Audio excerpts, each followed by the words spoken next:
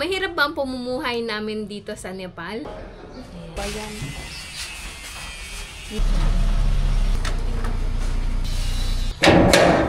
Ayan. Bindo nani.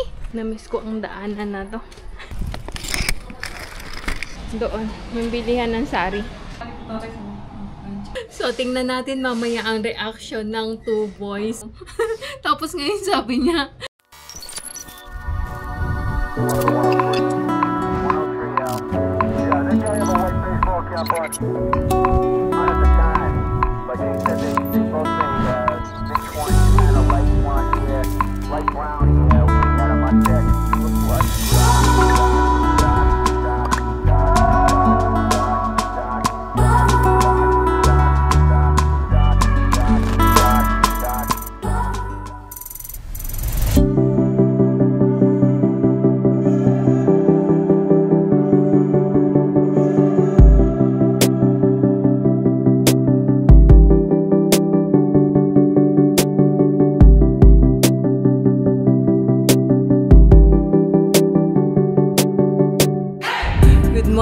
Good morning! Kamusta kayong lahat? Time check, 7? Yeah. 6:57 ng umaga. Baba tayo kasi may delivery. Pakita ko sa inyo kung ano yung delivery.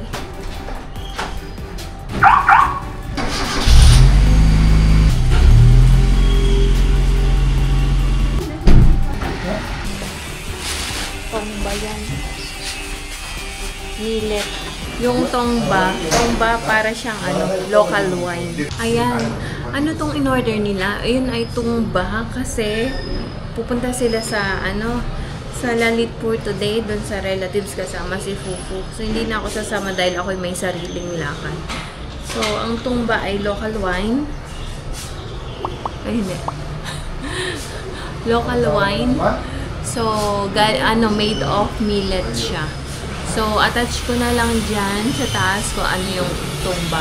Pero yun yung ganyan siya. Tapos may straw. May straw. May straw no? So, since nandito na din kami sa baba, tanggalin na namin tong mga to. Masyadong tumataas na siya. Tara, tanggal tayo.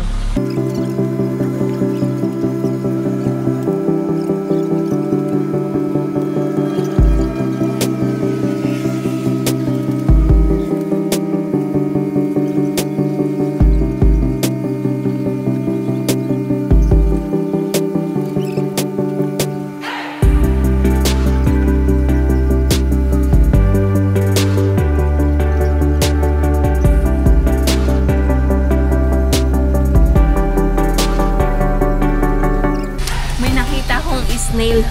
Snail ba tawag dito? Ayan oh.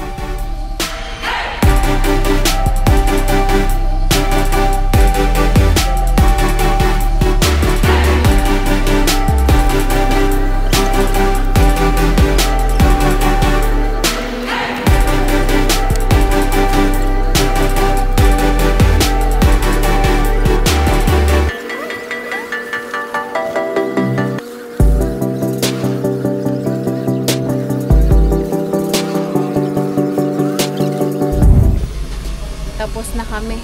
Lalagyan na lang namin ng chemicals itong mga natirang maliliit. Para hindi na siya tumubo ulit. May balanse pa pala.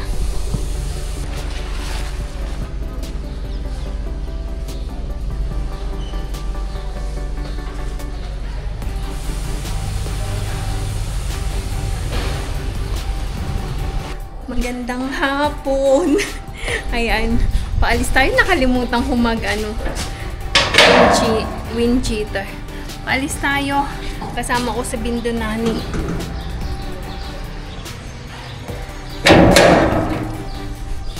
Saan tayo pupunta? Kita nyo mamaya. So for now, lakad lang tayo. Bindo Nani? Ay. So, ayan. Dito kami dadaan. Open na pala ulit. Nagawa lang ng wall. So, tingnan natin kung ano itsura nung ginawa nilang wall. Delivery. Dito lang naman kami sa Chowk pupunta.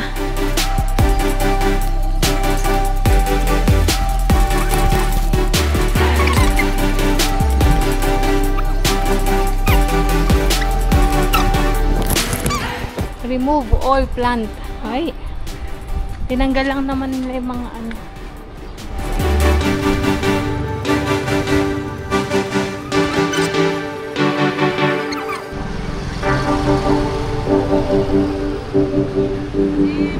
So, andito na kami ulit sa choke. Matutuloy na.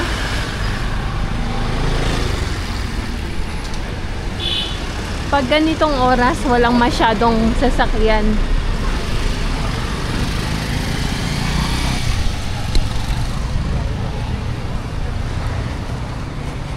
So, finally, matutuloy na ang aking haircut. Sabi ko kay Bindunani, isinama ko siya kasi may sample akong haircut. Kaya lang hindi ko alam kung paano i-explain. So, kaya nagpasama ako sa kanya. Kaya tayo. Sarado. Hindi matutuloy. Unsa? Magtatanong daw siya kasi kaya kapatid niya, yung may-ari na itong salon, kapatid nung may-ari doon sa ibaba ng bilihan ng ano yun? Doon, yung bilihan ng sari. May bagong healthcare dito. Ani, threading. Ayun. 14J costo. Asto!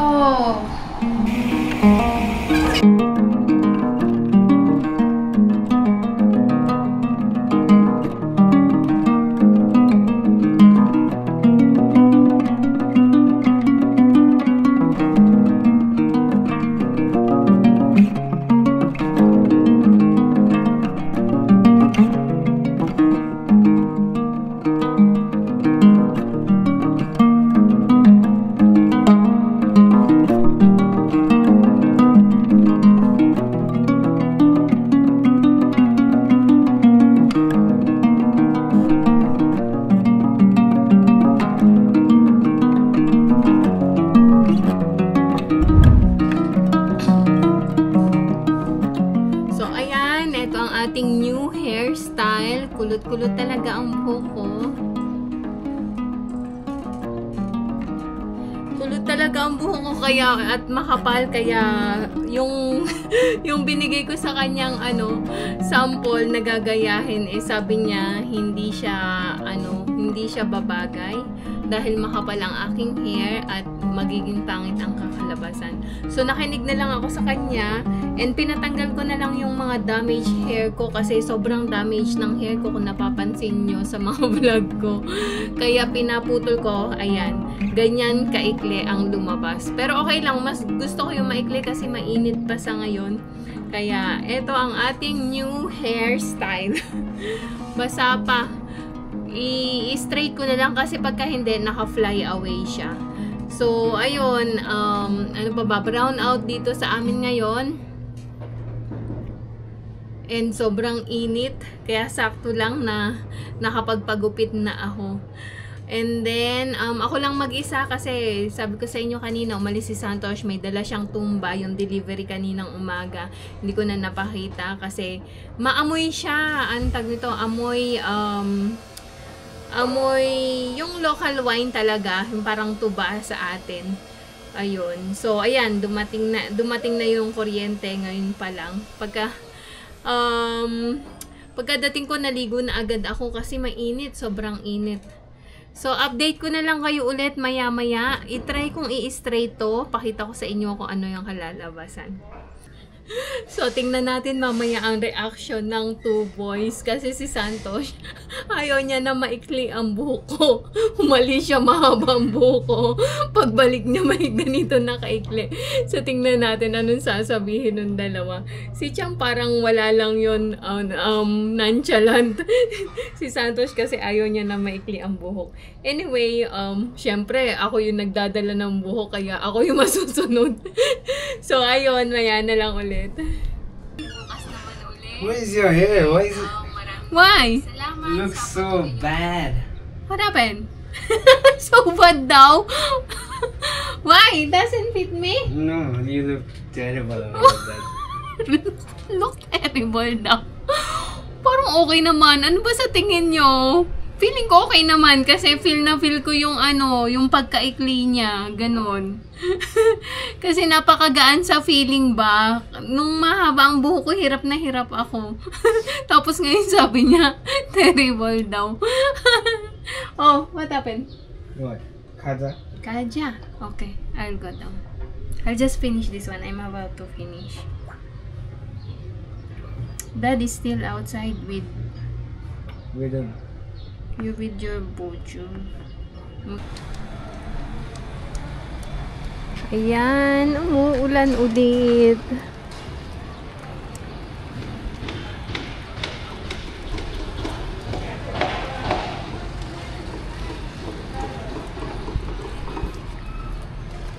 Nagpusod ako.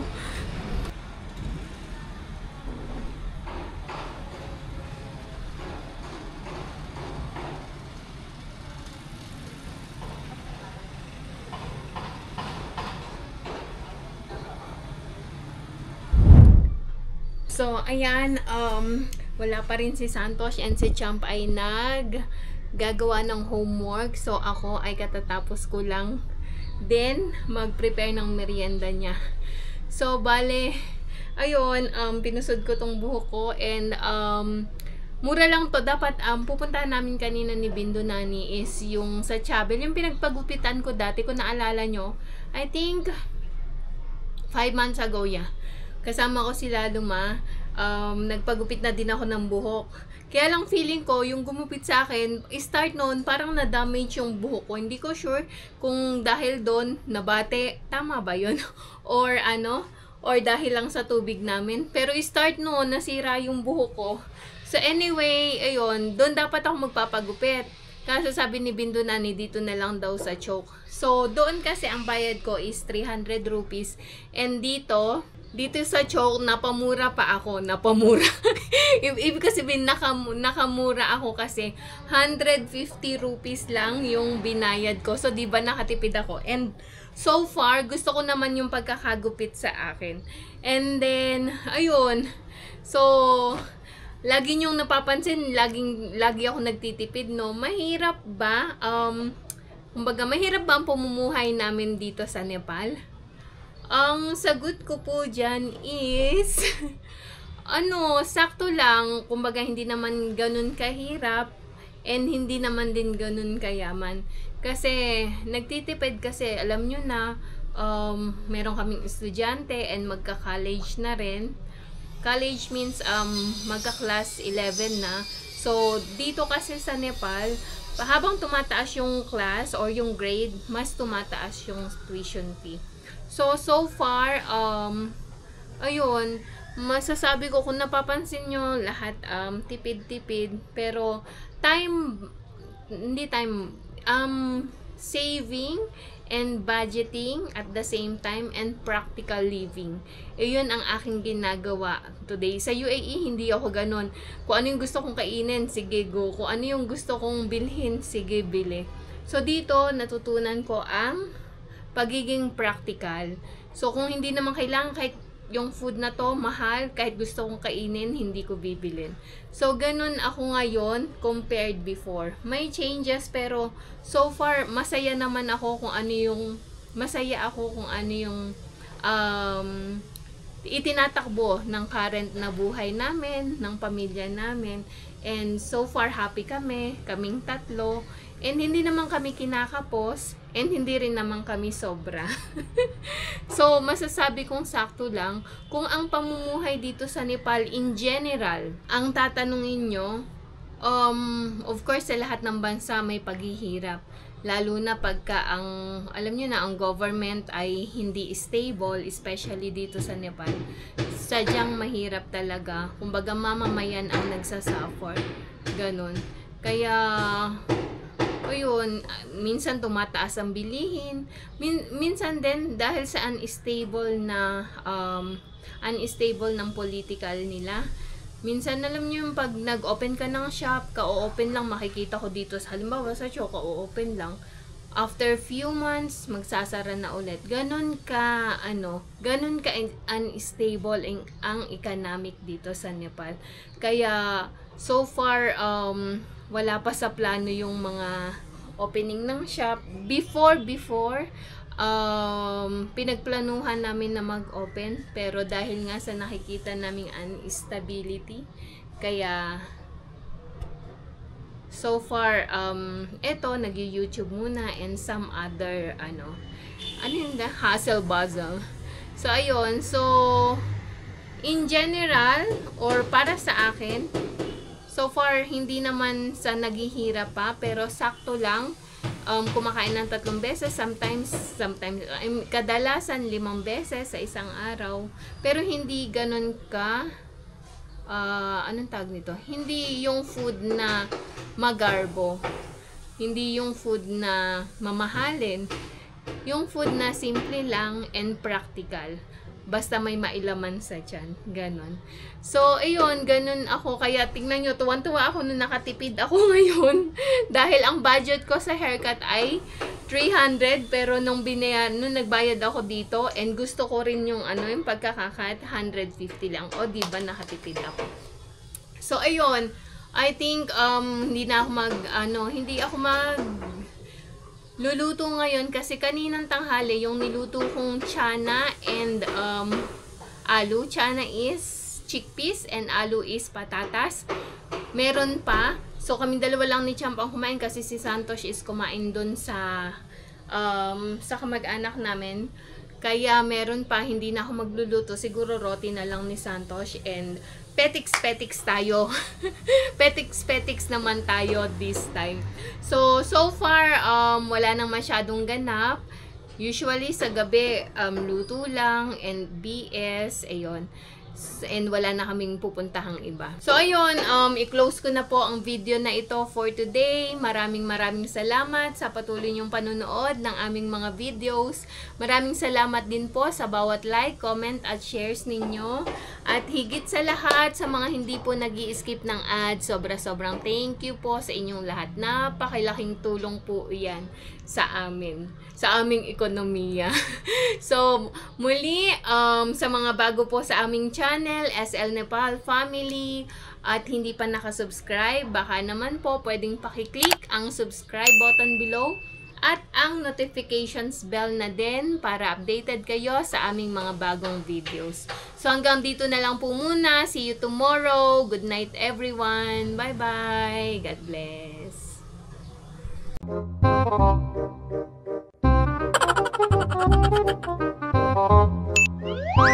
Ginagawa mo.